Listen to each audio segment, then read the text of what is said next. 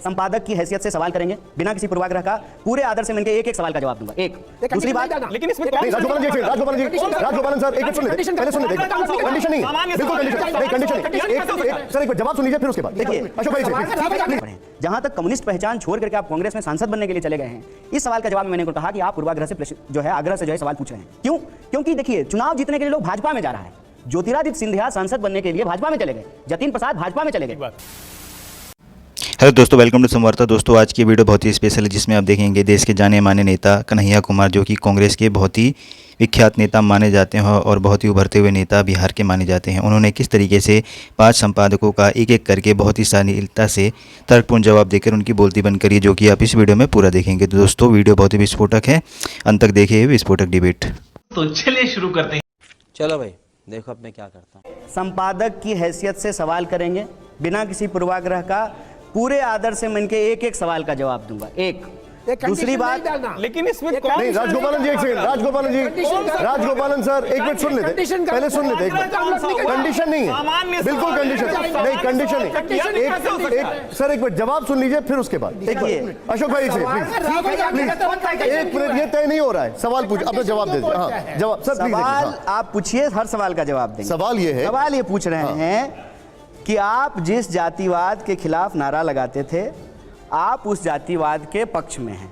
मैं इस सवाल का जवाब देता हूं कि ना मैं पहले कभी जातिवाद के पक्ष में था, ना आज हूं, और जब तक जिंदा रहूंगा तब तक किसी भी तरह की जातिवादी राजनीति का हिस्सा नहीं बनूंगा।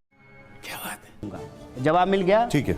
दूसरा इन्होंने कहा है कि आप जेएनयू के अध्यक्ष बने। मुझे गर्व है इस बात का कि मैं जेएनयू का विद्यार्थी था। आपने क्यों कहा? हर्षवर्धन जी एक मिनट बोलने दीजिए, प्लीज बोलने, हर्षवर्धन जी एक मिनट बोलने दीजिए। क्यों किया? हर्षवर्धन जी एक मिनट, सवाल पूछा, नहीं, तो आपने बदतमीजी से बात की, गलत शब्दों का इस्तेमाल किया। एक मिनट, तब तो आपको नहीं समझ में आया। जवाब ले लीजिए। मैंने यही सामान्य बात पूछी। हर्षवर्धन जी प्लीज, हर्षवर्धन जी एक मिनट, नहीं सर एक वो जवाब दे रहे हो सकता, पहले सुन लीजिए, पहले गलत तरीके से बात करने से। अरे उसके लिए मैंने उनको बोल दिया। सर एक मिनट रुक जाइए, जवाब दीजिए। शर्मा रही थी जेएनयू का अध्यक्ष बनने में। नहीं जवाब, कम्युनिस्ट होने में शर्मा रही। सर पहले जवाब सुन लीजिए। हम जानते हैं आपको, काहे आपकी सब बात बुलवा रहे हैं। कन्हैया जी, बहुत लोग जानते हैं। कन्हैया जी एक मिनट, कन्हैया जी बताइए, जवाब बताइए। अच्छा है, जानते हैं। नहीं कन्हैया जी एक मिनट जवाब बताइए। जवाब दे देते हैं। देखिए दूसरा इन्होंने कहा कि आप जेएनयू के अध्यक्ष थे, आपकी पहचान कम्युनिस्ट नेता के रूप में थी, और आप सांसद बनने के लिए कांग्रेस में चले गए। इन्होंने ये प्रश्न किया। अच्छा एक मैंने इसका कहा कि देखिए प्रश्न आप जवाब करते हैं तो किसी पूर्वाग्रह से प्रश्न मत कीजिए।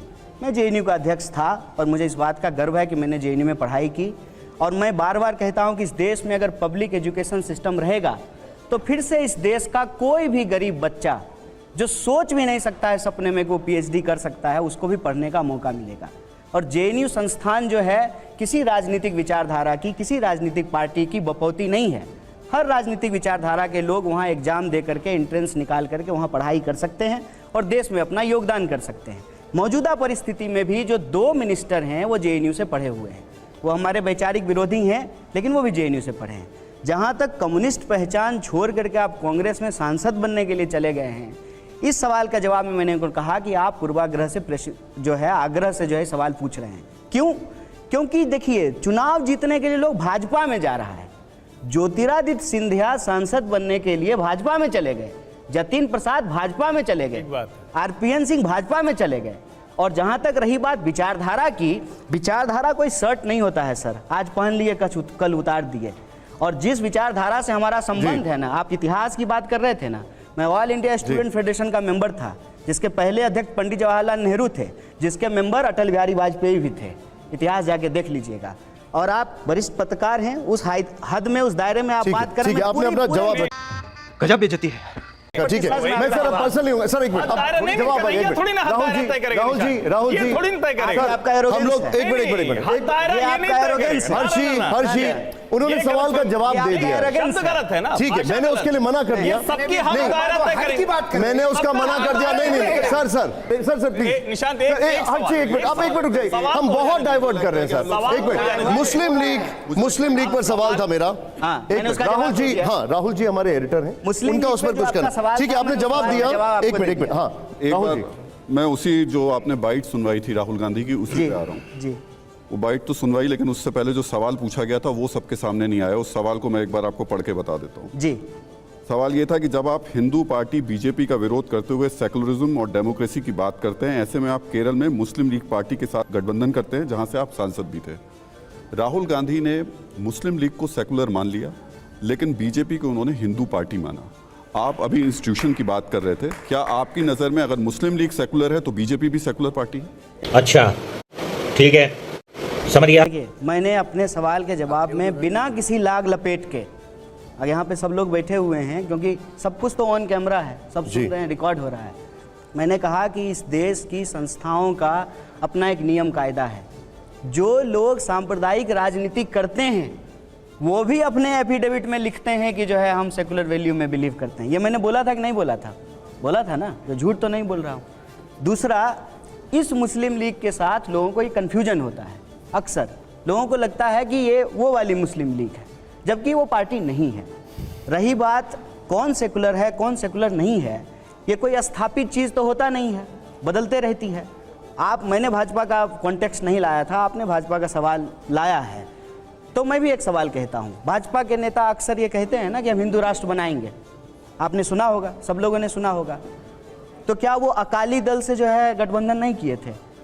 वैचारिक अंतर्विरोध था वहाँ पे, लेकिन चुनावी लाभ के लिए जो है वो उसके साथ जो है गठबंधन किए थे पंजाब में। कहने का मतलब ये है कि इस सवाल को जिस तरीके से उछाला जा रहा है उसके पीछे की मानसिकता क्या है?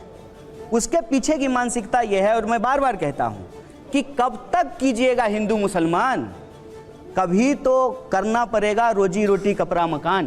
क्या बात है सर, क्या बात है सर, क्या बात, ये बात है।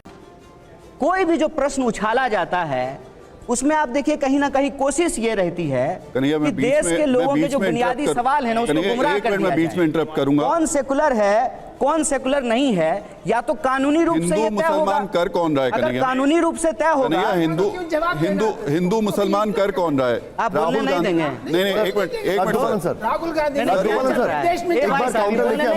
सवाल मुझे पूछ रहे।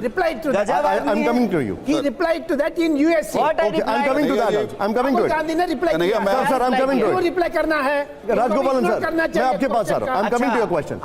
हम नहीं तय करेंगे और आप राहुल गांधी का हाथ यहाँ बैठ के तय करेंगे। राहुल सिन्हा जी, कन्हैया जी, एक मिनट, राहुल सिन्हा जी का काउंटर है, वो सुनिए। अगर आप हिंदू मुसलमान, तो ठीक है, पूछिए। हिंदू मुसलमान कह रहे हैं, राजगोपालन सर प्लीज, कहने दीजिए। हाँ, पर्सनल अटैक कर रही है, गलत बात है। I will continue. गुस्सा हो रहे हैं, झूठो फूफा बन रहे हैं आप। अच्छा सर, शादी में थोड़ी आए कि जा रहे हैं रूठ के, चले जाइए। क्या बात कर रहे हैं? चले जाइए भाई, आप मेरे गेस्ट शादी में थोड़ी आए। सर, कन्हैया जी, पर्सनल मत करिए, फिर वही पर्सनल जाने दीजिए, क्या फर्क पड़ता है? जाइए। एक मिनट, राहुल जी सवाल पूछिए। मेरा सवाल ये है, कुछ उछाल रहे हैं। राहुल जी बताइए, पूछे। हाँ कन्हैया, मेरा सवाल ये है, You're my guest. अगर आप हिंदू मुसलमान की बात कर रहे हैं, He will not insult.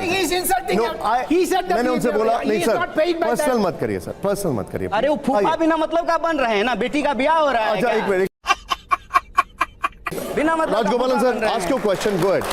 Rahul ji, हाँ, आपने हिंदू मुसलमान की बात पूछिए। की।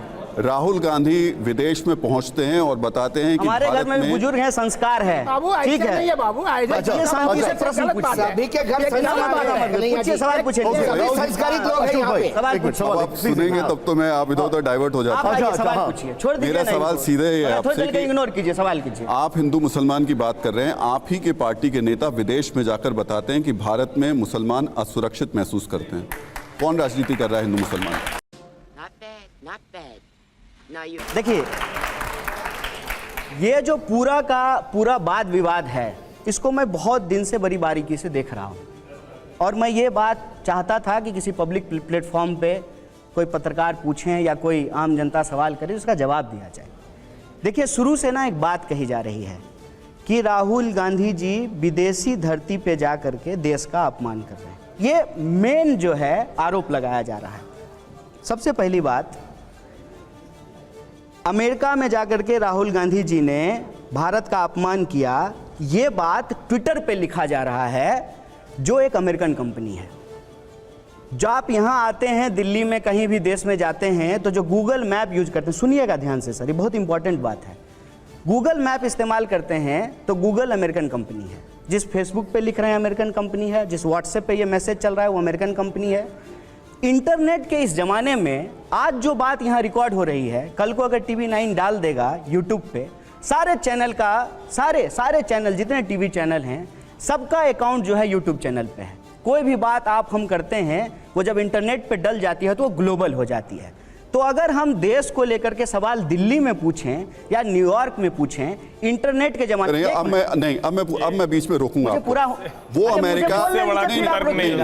अमेरिका जो 3 महीने पहले एक रिपोर्ट रिलीजियस रिपोर्ट जारी करता है जिसमें वो बताता है कि भारत में अल्पसंख्यकों के ऊपर अत्याचार होते हैं, कोई ईसाई महिला जा रही है उसकी चेन खींच ली जाती है, उसको भी वो उसी क्राइम के अंदर रखता है। उस अमेरिका में बैठकर अगर कोई नेता भारत का कहे कि भारत में मुस्लिमों पर असुरक्षित हैं तो ये गंभीर मामला। अरे मैं क्या कह रहा हूँ सुन लीजिए, ये ना इस देश का जो नेक्स्ट जनरेशन है ना, उसकी समझ के लिए, उसकी जानकारी के लिए ये बहुत जरूरी है। इसको राजनीति के लिए 1 मिनट से हटा दीजिए, इसको राहुल गांधी वर्सेस माननीय प्रधानमंत्री मोदी जी करना बंद कर दीजिए। ये बात समझना बहुत जरूरी है कि अगर हम हद तय करना चाहते हैं तो जो बात दिल्ली में कही जा सकती है वो बात न्यूयॉर्क में भी कही जा सकती है। सुनिए मेरी बात सुनिए, नहीं तो जो बात न्यूयॉर्क में नहीं कही जा सकती है ना, उसको दिल्ली में भी नहीं कहा जाना चाहिए। वो बात पाकिस्तान में भी बैठ के कही जा सकती है, कहीं नहीं कहा जाना चाहिए। इस बात को समझिए। इंटरनेट के इस जमाने में चुनाव प्रचार में अगर हम कोई बात बोल रहे हैं, यूट्यूब पे वह बात डल रही है तो वैसे भी उसको दुनिया देख रही है। बात तो सही है।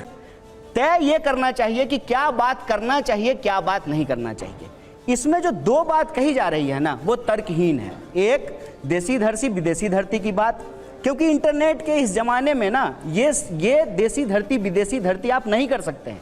अगर मैं बिहार में भाषण दे रहा हूं और वो भाषण रिकॉर्ड होकर के यूट्यूब पे डल, फिर एक बात बताइए, विदेशी धरती पे जाने की जरूरत क्या है? फिर अगर यही बात है तो फिर विदेशी धरती पर जाने की जरूरत क्या है? तो देसी धरती पे नहीं जा रहे हैं। नहीं मैं पूछ रहा हूं, दिल्ली यूनिवर्सिटी नहीं गए हैं, मुखर्जी नगर में जो है यूपीएससी के एस्पिरेंट से मिलने नहीं गए हैं, क्या जो है ट्रक ड्राइवर के साथ जो चंडीगढ़ नहीं गए? एक सेकंड सर, ठीक है, प्रश्न क्या है ये पूछिए। आपका ये तर्क है कि आज मारे हैं उसको इंटरनेट पे, प्रश्न का जवाब दे रहा हूं। प्रश्न सीधा है, वो देश जो आपके खिलाफ प्रोपोगंडा करता है उस देश की जमीन पर जाके आप उस प्रोपोगंडा को एस्टैब्लिश कर देते हैं। आप कहते हैं कि ये रिपोर्ट बिल्कुल सही है, देखिए बिल्कुल हमारे अल्पसंख्यकों के ऊपर अत्याचार हो रहे हैं, आप ये जस्टिफाई कर देते हैं। ये हो रहे हैं कि नहीं हो रहे हैं? आपको लग रहा है? नहीं आप बताइए ना, आप पत्रकार हैं ना। हाँ नहीं, मुझे तो नहीं लग रहा है कि मुझे जाकर के विदेश में बताना पड़ेगा कि मेरे देश में क्या हो रहा है कि नहीं हो रहा है, बताइए ना। ये फंस गया सीएम, इसे पार्टी की मीटिंग समझ के फंस गया। तो मुझे बताने के लिए मुझे देश में बता दूंगा, बोलेंगे ही नहीं। एज अ जर्नलिस्ट में जमीन पर जब जाता हूं तो मैं बता देता हूं कि इस देश में क्या स्थिति है, क्या घटना हो रही है। हो रहा है जाने के लिए मुझे पाकिस्तान और अमेरिका नहीं जाना पड़ेगा। आप देखिए, आप सब बात बोल रहे हैं, नहीं बोल रहे हैं। पाकिस्तान अमेरिका नहीं जाना पड़ेगा कनेगा जी। आप ये बताइए कि राहुल गांधी जी ने जो कहा है, क्या वो तथ्य के हिसाब से, फैक्ट के हिसाब से गलत है?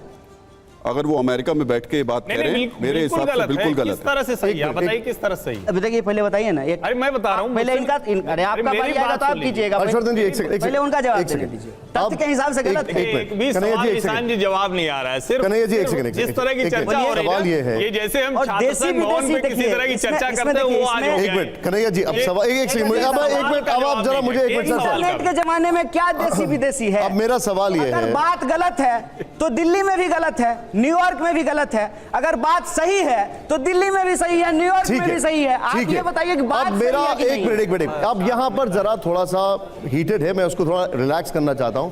मैं चाहूंगा आप सभी लोग जोरदार तालियां दें क्योंकि हम जा रहे हैं रैपिड फायर के लिए। अब थोड़ा ऑन अ लाइटर नोट, थोड़ा सा ऑन अ लाइटर नोट, तालियों में दम नहीं है। लेकिन कन्हैया जी, ये थोड़े से ट्रिकी सवाल हैं, थोड़े से इसमें विट आपका भी देखना होगा हमें, लेकिन जवाब एक ही दीजिएगा, बस ये हमारी रिक्वेस्ट है। आप लोग तैयार हैं इसके लिए? आवाज ही नहीं आ रही मुझे। अभी मजा आएगा ना भिड़ो। सर हमारा पहला रैपिड फायर है, जरा प्ले ऑन करिए, प्ले ऑन करिए। यहां पर पहला रैपिड फायर, कांग्रेस का दोस्त कौन है, असदुद्दीन ओवैसी या अरविंद केजरीवाल? कांग्रेस का दोस्त कौन है इसमें से? अगर दोस्त बनाने की नौबत आई तो कौन होगा सर? नहीं, नौबत 140 करोड़ लोग जो इस देश में रहते हैं सब कांग्रेस के दोस्त हैं। दोनों दोस्त हो सकते हैं? नहीं, देखिए आप लोग तो पत्रकारिता के स्टूडेंट हैं ना। आपसे हम ये सवाल पूछे हैं कि आपके घर वाले ने आपको पागल कहना बंद कर दीजिए, हाँ और ना में जवाब दीजिए, क्या जवाब दीजिएगा? ठीक है, सवाल मेरा दूसरा सवाल, दूरदर्शी नेता कौन है? सीधे आइए जरा, दूरदर्शी नेता कौन है, राहुल गांधी या डी राजा? सर दोनों दूरदर्शी नेता हैं। आप दोनों को निजी राय बोल रहे हैं? दोनों? हाँ, दोनों दूरदर्शी नेता हैं। दोनों, ठीक है, ओके। कोई एक अगर इनमें से चूज करना हो तो? नहीं, जब दोनों का ऑप्शन है दोनों चूज कर लेंगे सर। ओके, हमारा तीसरा सवाल है, जरा प्ले ऑन करिए इसको। तीसरा सवाल जो है वो ये है कि बेहतर मुख्यमंत्री कौन, अशोक गहलोत जी या पी विजयन? सर इसमें एक ही बोलना होगा आपको। राजस्थान के लिए अशोक गहलोत जी और केरल के लिए पी विजयन। ठीक है, अब आइए जरा हमारा जो एक और सवाल है रैपिड फायर का, जरा प्ले ऑन करिए। बिहार का भविष्य कौन, कन्हैया कुमार या तेजस्वी यादव? बिहार, ठीक है, तो फिर तो जो है चलते हैं कपिल शर्मा के शो में। ठीक है, बिहार का भविष्य कौन है? बिहार का भविष्य, बिहार के जो 14 करोड़ लोग हैं वो हैं। व्यक्ति भविष्य नहीं हो सकता है, कभी भी विचार हो सकता है। ठीक है, अब मैं आपसे एक और सवाल पूछ रहा हूं, इसका जवाब जरूर दे दीजिएगा जी। और जवाब वैसे हम सबका दे रहे हैं सर। हाँ, वैसे सबका दे रहे हैं, लेकिन ऑप्शन नहीं चूज कर रहे आप। चलिए आइए, अब सवाल है बेहतर वक्ता कौन, संबित पात्रा या कन्हैया कुमार? संबित पात्रा। संबित पात्रा। संबित पात्रा आप कह रहे हैं? अच्छा ठीक है, अगला सवाल। उसमें तो इसमें से भी 3 लोग कहेंगे क्या सर? मगर क्यों सर? ये गलत बात है, ये गलत बात है। जवाब देता हूं मैं सर, जवाब देना हम लोग सर मैं आपसे जवाब लूंगा। साथ में लेके चलते हैं, घर छोड़ के नहीं आते। पर्सनल पता है, पर्सनल सर, पर्सनल नहीं होना है। कन्हैया जी की बात हो रही है, कन्हैया जी की बात हो रही है, पर्सनल नहीं होना है। आइए, और आदत है मेरे पास सर एक और सवाल है, आइए चेंज करिए। आदर्श विचारधारा क्या है? आदर्श विचारधारा क्या है, महात्मा गांधी जी की या कार्ल मार्क्स जी की? दोनों। कोई एक तो बताइए आप। दोनों। उस मतलब मैंने जो है जोशी गांधी पत्राचार पढ़ा है, हमारी यूनिवर्सिटी में जो है पीसी जोशी आर्काइव्स है। आप भी अगर दोनों महात्मा गांधी और पीसी जोशी के बीच के जो पत्राचार हुए हैं, जो लेटर कॉरस्पॉन्डेंस है, उसको पढ़ेंगे तो आप भी कहेंगे दोनों। ठीक है, जयशंकर जी आपका सवाल, आप पूछना चाहते हैं? नहीं, कन्हैया कुमार, आपको एक समझना होगा, जब राजनीति में आप हैं तो आप पार्टी के प्रवक्ताओं के साथ जो डील करते हैं उसी तरह से पत्रकारों के साथ डील नहीं कर सकते। जी जी बिल्कुल, हम सहमत हैं आपकी बात। पहली बात कि देखिए, पत्रकार जो है वो कड़े से कड़े सवाल पूछते हैं, चाहे वो किसी भी दल के लोग। इसी मंच से हम लोगों ने, अशोक बानखेड़े हैं, हम भी हैं और भी लोग हैं, भारतीय जनता पार्टी के प्रवक्ताओं से, उनके नेताओं से भी इस तरह के सवाल करते हैं कि नहीं देख पाए हैं सर, हम लोग तो मतलब सरकार से सवाल पूछते हुए नहीं देख पा रहे हैं। नहीं, किसी को आप प्रवक्ता हमने इस शो में पूछे। आपको बहुत बधाई कि आप सरकार से सवाल पूछते हैं और मैं आपको शुभकामना देता हूं, जल्दी प्रधानमंत्री आपको जो है इंटरव्यू देंगे। कभी आप देखोगे तो आप देख सकते हो। दूसरा सवाल, जैसे 2-3 बातें आपने कही, उस समय हम हस्तक्षेप करना चाहते थे, लेकिन वो चूंकि आप लोगों की बगझक में निकल गई थी। जैसे आपने कहा कि जातिवाद की राजनीति, जातिवाद के विरोध में राजनीति करते हैं। अभी मैंने एक समाचार देखा जिसमें आप बिहार में गए थे जी, प्रजापति सम्मेलन में जी। तो प्रजापति सम्मेलन जो था वो जातिवाद का विरोध करने के लिए था या किसी एक जाति के लिए था? और उसमें आरजेडी के लोग नहीं गए। मैंने पहले ही कहा कि जाति समाज में पहले आई है, जाति के आधार पर भेदभाव में समाज पहले है। स्वाभाविक रूप से जब भेदभाव समाज में होगा जाति के आधार पे, तो राजनीतिक रूप से जो है जातीय पहचान के आधार पर लोग संगठित होना भी शुरू हुए। इस देश की राजनीति की सच्चाई है। हम पटना के कार्यक्रम में गए थे। पटना के कार्यक्रम में जो मांग है वो इम्पॉर्टेंट है। उसमें जो है हमने अपने भाषण में जो बात कही, हमने कहा कि लोकतंत्र का उद्देश्य है समाज में रहने वाले लोगों की 100% भागीदारी। ऐसा अगर मैं कहता कि इस जाति के साथ भेदभाव करो, इस जाति का छीन करके इस जाति को दे दो, तब जातिवाद होगा। 100% भागीदारी की हमने एक बात की। एक बात। दूसरी बात, आपने जो इतिहास बताया देश की राजनीति का, मैं भी वही बात कह रहा था कि अपनी राजनीति के लिए इस देश में सभी राजनीतिक दल के लोग एक दूसरे के साथ हाथ मिलाते रहे हैं। ये इस देश की राजनीति का इतिहास है। और कांग्रेस विरोध में शब्द मैंने इसलिए इस्तेमाल किया कि एक दौर था कांग्रेस विरोध का, तो कांग्रेस के विरोध में सब लोग इकट्ठा हुए। एक दौर है जब भाजपा की सरकार है, भाजपा के पास बहुमत है, ज़्यादा राज्यों में बीजेपी की सरकार है, तो भाजपा के खिलाफ लोग इकट्ठा हो रहे हैं। ये अलग अलग दौर की बात है। जहाँ तक विचारधारा का सवाल है, तो विचारधारा के आधार पर उसकी कसौटियों पर यदि आप कस करके किसी भी राजनीतिक दल को देखेंगे, तो कांग्रेस का जो योगदान है इस देश के लिए, उसको तो नहीं भुलाया जा सकता है। हमने कहा कि कांग्रेस ने इस देश को आज़ादी दिलाई, इस योगदान को नहीं भुलाया जा सकता है। देश को अगर वो 50 साल चलाए तो उनके ऊपर अगर आप सवाल पूछ सकते हैं, उनकी कमियां गिना सकते हैं, तो उनका इस देश के लिए कोई योगदान भी तो रहा होगा। उस योगदान के बारे में भी बात कीजिए। एक सवाल है मेरा, वो है हिंदू राष्ट्र को लेकर। हिंदू राष्ट्र की बहस देश में फिर से हो गई है। बागेश्वर धाम वाले धीरेन्द्र शास्त्री जैसे तमाम बाबा हैं, वो मांग कर रहे हैं कि भारत को हिंदू राष्ट्र घोषित किया जाए। आपका टेक इस पर? देखिए, इस देश में किसी भी नागरिक को, चाहे उसका पेशा कोई भी हो, चाहे वो फल बेचता हो या जो है किसी मंदिर का पुजारी हो, अपनी जो है बोलने की स्वतंत्रता के आधार पे कुछ बोलता है। जब तक कि संविधान की मूल भावना आहत ना हो और दायरे में फ्रीडम ऑफ एक्सप्रेशन है, उसमें रह करके कोई अगर अपनी बात कर रहा है तो उसको यह बात करने की आज़ादी है। लेकिन देश चलेगा कैसे, इसका तो एक नियम कायदा बना हुआ है।